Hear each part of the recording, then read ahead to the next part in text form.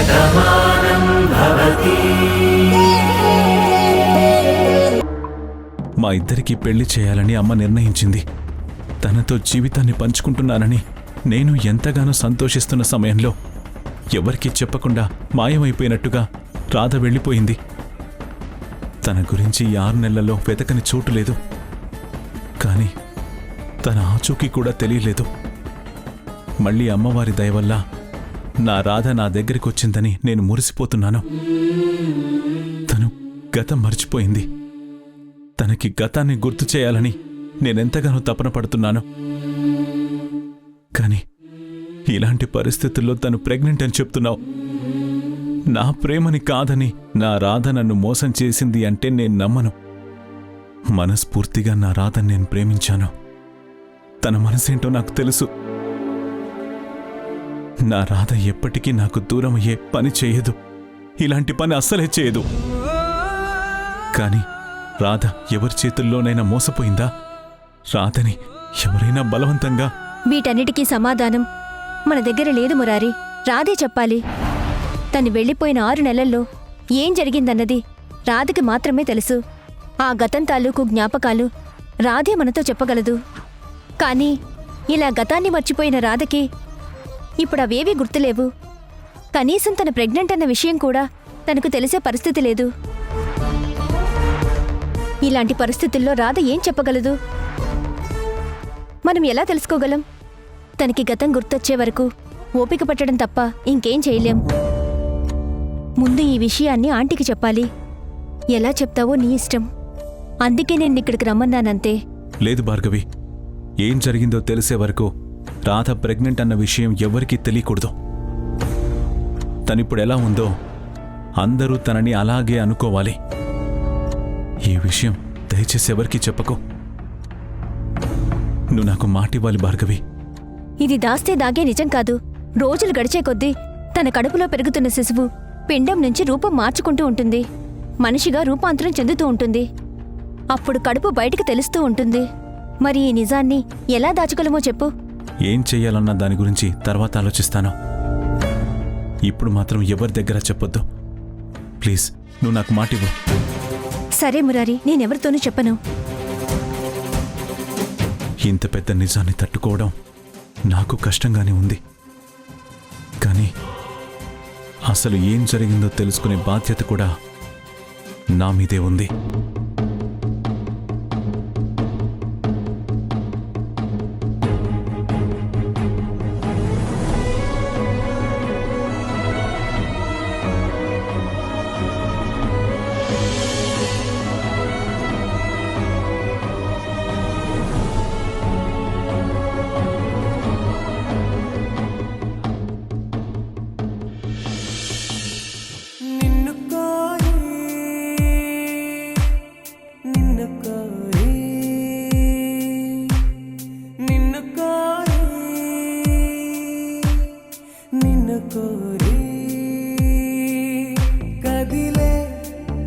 నదిలా కరిగా కనులా నిన్ను కోరి నడిచే ప్రతిదారి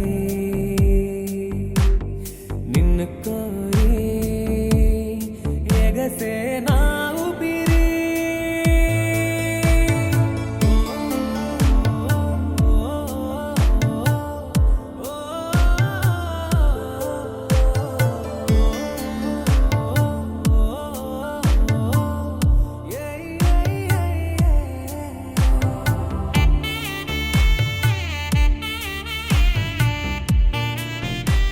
ఏంటి రాధా, ఎందుకీ సంతోషం? ఈరోజేంటి చాలా ప్రత్యేకంగా కనపడుతున్నావు? నా జీవితంలోకి నువ్వు రావడమే గొప్ప వరం మురారి. దాన్ని ఎలా చెప్పాలో కూడా నాకు అర్థం కావట్లేదు. మనం ప్రేమించుకొని చాలా కాలమైంది. ఈరోజేంటి మళ్ళీ కొత్తగా మాట్లాడుతున్నావు? అదే మురారి, ఆ రోజును తలుచుకుంటూ ఉంటే ఎంత సంతోషంగా ఉంది. అసలు నేనెవర్ని? ఒక అనాథని. అనాథాశ్రమంలో పెరిగాను. చుట్టూ అనాథల మధ్య పెరిగాను. అందరూ ఒకే చోట ఉన్నా మాకెవరూ లేరు. అనాథనని అనుక్షణం తెలుస్తూనే ఉంటుంది. అందరితో కలిసి ఉండాలని ఆ కోరిక ప్రతి అనాథకి ఉంటుంది. కానీ తన వాళ్ళంటూ తనకెవరూ ఉండరు. ఈ అనాథ బతకాలని మానసికంగా ఏదో తెలియని బాధ ఉంటుంది. అయినా సరే చదువుకోవాలి, నా కాళ్ళ మీద నేను నిలబడాలని ఎంతో కృషి చేశాను. అలాగే చదువుకుంటూ కాలేజ్లో నీకు పరిచయం అయ్యాను. అదే నా అదృష్టం అనుకుంటాను. మనిద్దరి పరిచయం యాదృచ్ఛికంగా జరిగినా అది ప్రేమగా మారింది. నువ్వు నన్ను ప్రేమిస్తున్నావని తెలిసిన మరుక్షణం ఈ ప్రపంచాన్ని గెలిచాను అన్నంత ఆనందం నాకొచ్చింది. చూడు రాధా, ఒకరొకరికి నచ్చారు అంటే దాని వెనకాతల ఒక బలమైన కారణం ఉంటుంది. మనకు తెలియకుండానే మన ఇష్టాలు, అలవాట్లు అవతల మనిషికి కూడా ఉంటేనే కదా వాళ్ళు మనకి దగ్గరవుతారు. నా మనసుకు నచ్చే ప్రతిదీ నీకు నచ్చుతుంది. నేనేం చేయాలనుకుంటానో అవన్నీ నువ్వు చేయాలనుకుంటావు. ఇద్దరి ఇష్టాలు ఒకటే, ఇద్దరి అభిప్రాయాలు ఒకటే, ఇద్దరి ఆలోచనలు ఒకటే. మనిద్దరం రైతులకి, ప్రజలకి ఏదో ఒకటి చేయాలన్న కోరికతోనే ఉంటాం. అదే మనిద్దరినీ కలిపింది. ఇంకెప్పుడు నువ్వు అనాథవని అనుకోకు. నీకు నేనున్నాను, నా కుటుంబం ఉంది, మేమంతా ఉన్నాం. అలాంటప్పుడు నువ్వు అనాథవెలా అవుతావు? నిజమే మురారి, నాకు రాధ అన్న పేరెవరు పెట్టారో తెలియదు, కానీ కృష్ణుడి ఫోటో చూసినా, కృష్ణుడి విగ్రహం చూసినా ఆరాధనాపూర్వకంగా ఉండేది. అదెందుకో నాకు అప్పుడు అర్థమయ్యేది కాదు. కానీ నా జీవితంలోకి ఈ కృష్ణమురారియే రాబోతున్నాడని అప్పుడు నాకు తెలియదు. నువ్వు ప్రేమించాక, నీ పేరు నేను ఇష్టపడే కృష్ణుడిదని తెలిసాక ఇదంతా ఆ భగవంతుడు రాతేనని అర్థమైంది. అనాథనని బాధపడుతున్న నాకు అంత గొప్ప ఆత్మీయతను చూపించావు. మీ అమ్మగారు చూపిస్తున్న అభిమానం, మీ కుటుంబం నన్ను కలుపుకునే తీరు, నువ్వు కురిపిస్తున్న ప్రేమ, ఇదంతా నా అదృష్టం. ఆ దేవత నేను కోరుకోకుండానే ఇచ్చిన వరం. అందుకే నీకు, మీ కుటుంబానికి నన్నింతలా అనుగ్రహించిన ఆ దేవుడికి నేనెప్పటికీ రుణపడి ఉంటాను. మన బంధం ఎప్పటికీ ఇలాగే ఉండాలని, నేను నీ నీడలోనే ఉండాలని, నిన్ను విడిచి ఎక్కడికి వెళ్ళకూడదని ఆ దేవుణ్ణి కోరుకుంటున్నాను మురారి. నువ్వే నా జీవితం అనుకున్నప్పుడు నువ్వెక్కడికి వెళ్తావు రాధా? అమ్మ కూడా మన పెళ్లి ఒప్పుకుంది కదా. అమ్మ నిర్ణయాన్ని నేను కాదనలేను. అలాగే నా ఇష్టాన్ని కూడా అమ్మ ఎప్పుడూ కాదనలేదు. నాకేం కావాలో నేను అడగకుండానే చిన్నప్పటి నుంచి ఇచ్చింది. ఇప్పుడు నువ్వు కావాలని అమ్మకు చెప్పాను. అమ్మ మనస్ఫూర్తిగా అంగీకరించింది. నీ ప్రవర్తన అమ్మకి బాగా నచ్చింది. ఇంక ఎప్పటికీ మనం ఇలాగే కలిసి ఉంటాం, ఒక్కటిగానే బ్రతుకుతాం. ఓకే?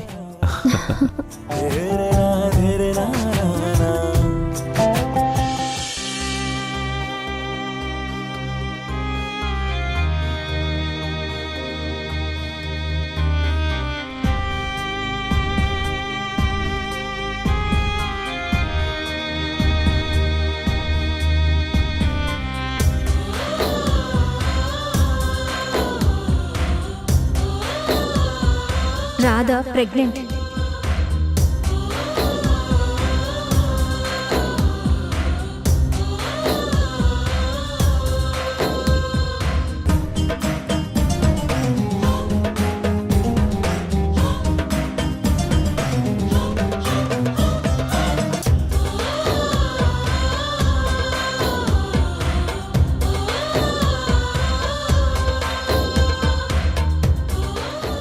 వీటన్నిటికీ సమాధానం మన దగ్గర లేదు మురారి, రాధే చెప్పాలి.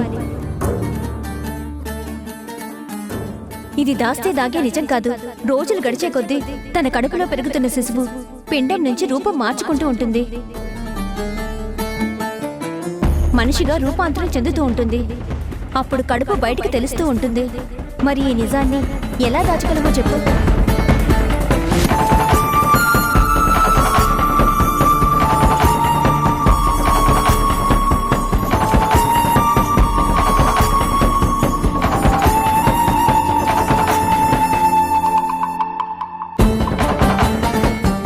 అమ్మా, అప్పుడు నువ్వు రాధకి ఏదో చెప్పి ఇంటి నుంచి పంపించేశావు.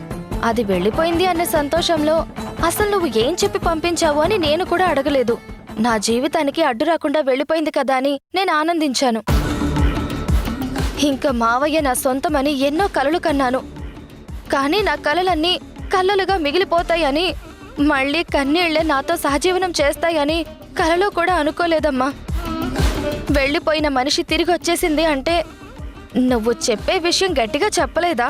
నేను ఏం చేసినా గోడ కట్టినట్టు చేస్తాను, బలంగా చేస్తాను. వాళ్ళిద్దరి మధ్య అడ్డుగోడ కట్టేశాను అనుకున్నాను. 6 నెలల పాటు అది ఎక్కడుందో తెలియకుండా పోయింది అంటే నేను దాన్ని ఎంతలా భయపెట్టి పంపించానో అర్థం చేసుకో. అలాంటిది ఎలా తిరిగొచ్చిందో నాకు అర్థం కావడం లేదు.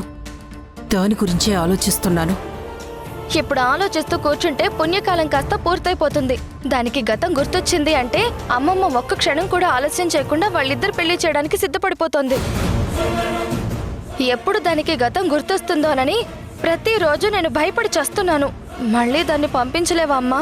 నేను వడ్డీ విషయంలో ఎంత ఖచ్చితంగా ఉంటానో నీ జీవితం విషయంలో కూడా అంతే నిక్కచ్చిగా ఉంటాను. అందులో ఎలాంటి సందేహం లేదు.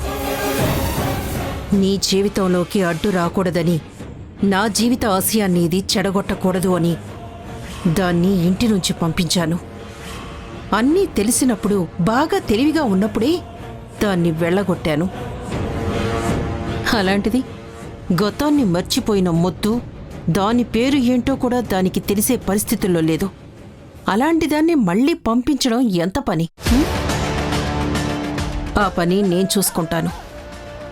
ఏం చెయ్యాలో, ఎలా చెయ్యాలో నేను ఆలోచిస్తాను.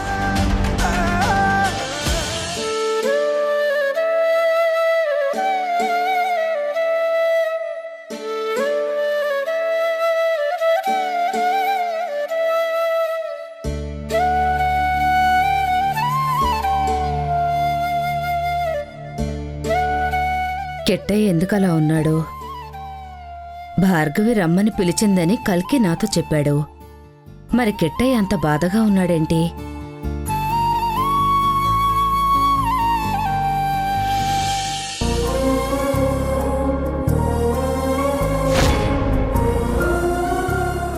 నువ్వు ఎప్పటికీ నా దానివే రాధా. నేను నిన్ను ఏ రోజు తప్పు పట్టను. నా ప్రేమకి ద్రోహం చేస్తావని నేనెప్పుడు అనుకోను. నువ్వు నా ప్రేమని మర్చిపోతావని నేను కలలో కూడా ఊహించను. నువ్వు ఎలాంటి పరిస్థితుల్లో ఉన్నా, నీకు ఎలాంటి పరిస్థితులు ఎదురయ్యాయో తెలుసుకుంటాను. నువ్వు ఎలాంటి సమస్యల నుండి బయటపడ్డావో కనుక్కోవడానికి ప్రయత్నిస్తాను. అంతేకాని నిన్ను నేను అపార్థం చేసుకోను. నిన్ను నేను ఎప్పటికీ వదులుకోను.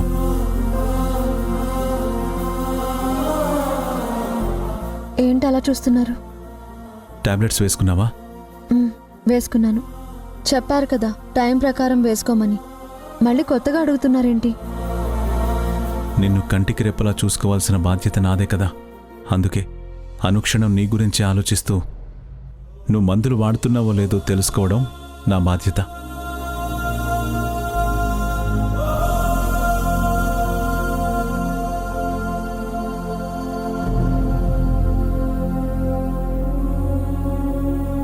కెట్టయ్యా, ఏంటి నాన్న, ఎందుకలా ఉన్నావు? ఏదో బాధపడుతున్నట్టున్నావు. భార్గవి ఫోన్ చేసిందని కల్కి నాతో చెప్పాడు. నువ్వు హాస్పిటల్కి వెళ్ళావు కదా, ఏం చెప్పింది?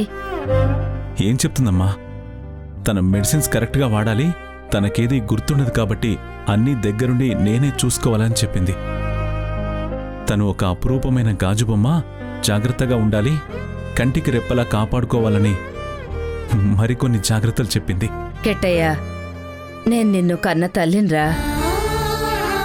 పొత్తిళ్లలో ఉన్న దగ్గర్నుంచి ఈరోజు ఇంత వాడివయ్యే వరకు నా కొడుకు ఎప్పుడు ఎలా ఉంటాడో నాకు తెలుసు. బాధలో ఉంటే ఎలా ఉంటాడో, సంతోషంగా ఉంటే ఎలా ఉంటాడో, 10 మందికి కష్టం వస్తే ఎలా నిలబడతాడో, తన మనసులో కష్టం అనిపిస్తే ఎలా ప్రవర్తిస్తాడో తెలుసుకోలేని అమాయకురాల్ని కాదు. నా పేగు తెంచుకొని పుట్టావు. నా ప్రాణాన్ని నీకు ధారపోసి ఈ రూపానికి జన్మనిచ్చాను. నువ్వు ఎలా ఉన్నావో, ఏం బాధపడుతున్నావో అర్థం చేసుకోలేని పరిస్థితుల్లో నేను లేననుకోకు. నీ మనసులో దేని గురించో బాధపడుతున్నావు. నువ్వు ఆ విషయం నా దగ్గర దాస్తున్నావని నాకు అర్థమవుతోంది. అమ్మా, అది నీ దగ్గర దాచాలని కాదు, కానీ నా పరిస్థితి. అర్థం చేసుకోగలను. మనస్ఫూర్తిగా ప్రేమించిన మనిషి నిన్ను గుర్తుపట్టలేని పరిస్థితుల్లో ఉంది. నిన్ను చూస్తేనే ఒక పరాయి మనిషిని చూసినట్టుగా దూరంగా జరుగుతోంది.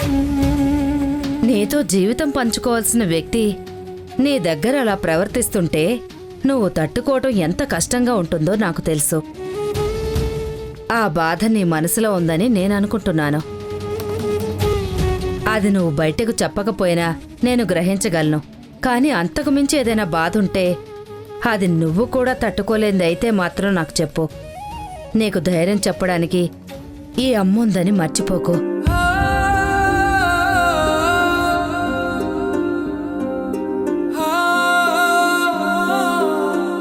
నా మనసులో ఉన్న నిజాన్ని నీకు చెప్పలేనమ్మా. చెప్తే నువ్వు తట్టుకోలేవు.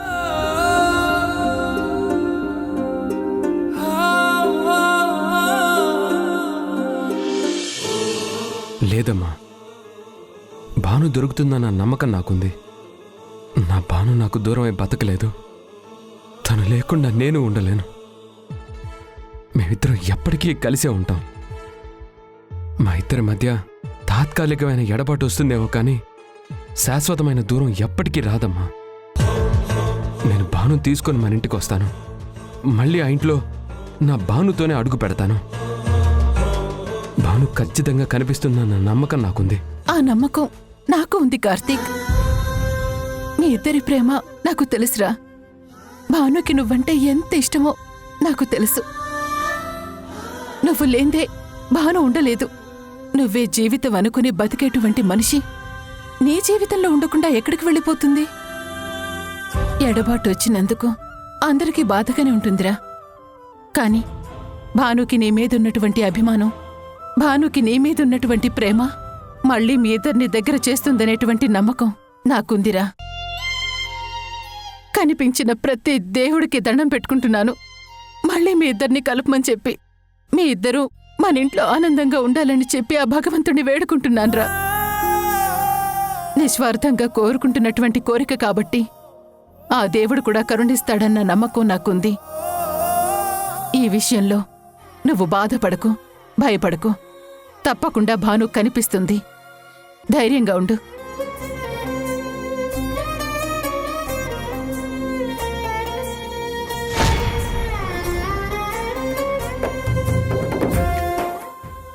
పార్థు,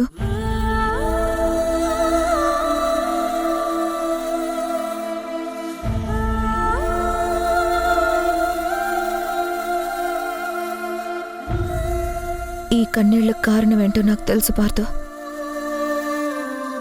కానీ ఇలా బాధపడుతూ ఉంటే నువ్వేమైపోతావు అన్న భయం నాకుంటుంది కదా. అదెందుకు ఆలోచించు? ఏం ఆలోచించాలి చాందిని? నా గురించి నేను ఆలోచించుకోవాలా? నా స్వార్థం చూసుకోవాలా? నా జీవితం గురించి నా చెల్లెలు కన్న తల్లి కన్నా ఎక్కువ ఆలోచించింది. నన్ను ఈ ఇంటికి తీసుకురావటానికి, ఈ ఇంటి మనిషిగా మార్చటానికి తను ఎంత తపన పడిందో అందరికీ తెలుసు. అలాంటి నా చెల్లెలు ఈరోజు దూరం అయిందంటే దానికి కారణం నేనేని తలుచుకున్నప్పుడల్లా నా మనసు అగ్నిగుండంగా మారిపోతుంది. ఈ బాధతోనే ఒక పక్క నిన్ను కూడా జాగ్రత్తగా చూసుకోలేకపోతున్నాను. అందుకేగా బేబీ హెల్తీగా లేదని డాక్టర్ కూడా చెప్పారు. భాను కూడా నాకు పదే పదే చెప్పింది, నిన్ను కంటికి రెప్పలా కాపాడుకోవాలని. నువ్వు ఎంత ఆనందంగా ఉంటే పుట్టబోయే బేబీ అంత సంతోషంగా ఉంటుందని ఎన్నోసార్లు చెప్పింది. అలా మంచి చెప్పిన చెల్లి దూరమైంది. నేను చూసుకోకపోవటం వల్ల ఈరోజు బేబీ హెల్దీగా లేదన్న రిజల్ట్ కూడా వచ్చింది. ఈ రెండు నా వల్ల జరిగాయని తలుచుకుంటూ ఉంటే తట్టుకోవడం చాలా కష్టంగా ఉంది చాందని. లేదు పార్థు, నువ్వు ఒక్కడివే తప్పు చేయలేదు. ఒక నిజాన్ని దాచావు. నా మీద కురిపించిన ప్రేమలో ఎప్పుడూ లోటు చూపించలేదు. నీ ప్రాణం కన్నా ఎక్కువగా నన్ను అభిమానించావు. ఇంటి మనిషిగానే మా అందరినీ చూస్తున్నావు. తొందరపడి మేమే నోరు జారామేమో అపార్థాల వల్ల ఇంత అనర్థం జరుగుతుందని ఊహించలేకపోయాం. ఇందులో తప్పెవరూ చేయలేదు. కేవలం చిన్న చిన్న అపోహలే ఇంత అనర్థానికి దారితీశాయి. కానీ వదిన రాకపోవడం బాధగా ఉంది. నువ్వు బాధపడుతూ ఉంటే నేను తట్టుకోలేను. ప్లీజ్ అర్థం చేసుకో.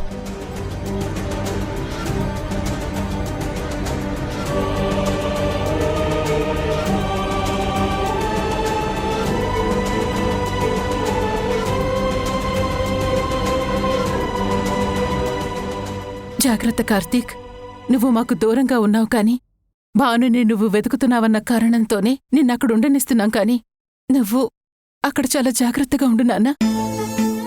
మనసులో ఎలాంటి ఆందోళన పెట్టుకోకు. నమ్మకంతోనే ఉండు. భాను తప్పకుండా కనిపిస్తుంది. ఉంటాను. ఉంటానమ్మా.